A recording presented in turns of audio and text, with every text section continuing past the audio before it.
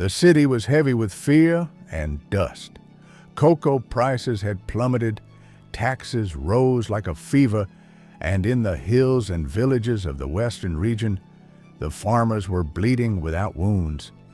But in the forests, where machetes kissed cocoa pods and calloused hands fed the nation, the spirit of resistance was rising. They called themselves Agbekoya, the farmer who rejects suffering. They weren't politicians. They weren't soldiers. They were the forgotten backbone of the land, and they had had enough.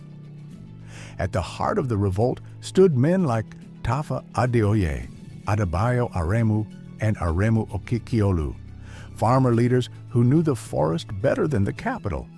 These were not the men of suits and grammar. These were men who spoke in action and ancient wisdom, and they led their people against a machine that had taxed them to the bone. The Western Region government, under Colonel Robert Adeyinka Adebayo, tried to stamp them out. Policemen were dispatched, taxes enforced at gunpoint. Many Agbekoya members were arrested.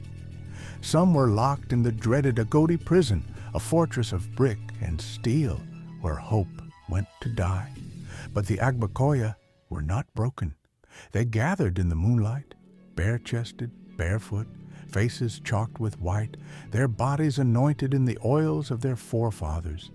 They called on Ogun, god of iron. They wore charms, Ajuwan, Ibere, Afose, and bathed in leaves known only to the old women of the forest. A Babalawo muttered incantations as flames danced and thunder grumbled in the distance.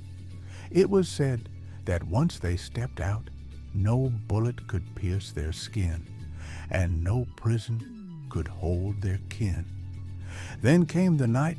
The earth stood still. Like whispers of wind through the elephant grass, they came, hundreds of them. Some say it was dawn, others say it was deep night.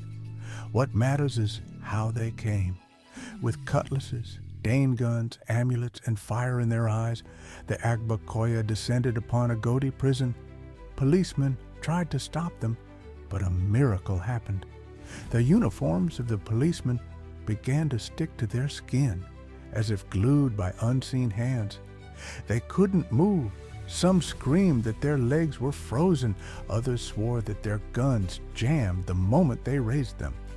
One officer would later whisper in secret, "We didn't see farmers. We saw spirits." With a cry like thunder, the Agbekoya broke the prison gates, iron torn apart like dried raffia. They stormed the cells, flung open the doors, and lifted their brothers into the night. No bullets, no blood, just dust, firelight, and freedom. It wasn't just a jailbreak. It was a statement. You may imprison men, but you cannot imprison the soul of a people. The next day, the whole of Ibadan shook with fear and awe. The government was stunned. The army, too proud to admit defeat, called for negotiations. Adebayo, the governor, had no choice but to listen. Chief Obafemi Awolowo, the political titan of the West, watched from a distance as the grassroots revolt he once championed as premier evolved into a movement of its own.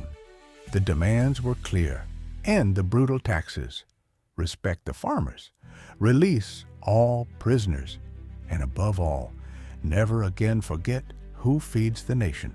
And they won. The Agbekoya War ended not with surrender, but with victory, a rare story in African uprisings. The farmers returned to their villages not as peasants, but as heroes. The cocoa trees blossomed again, and though time passed, the legend remained.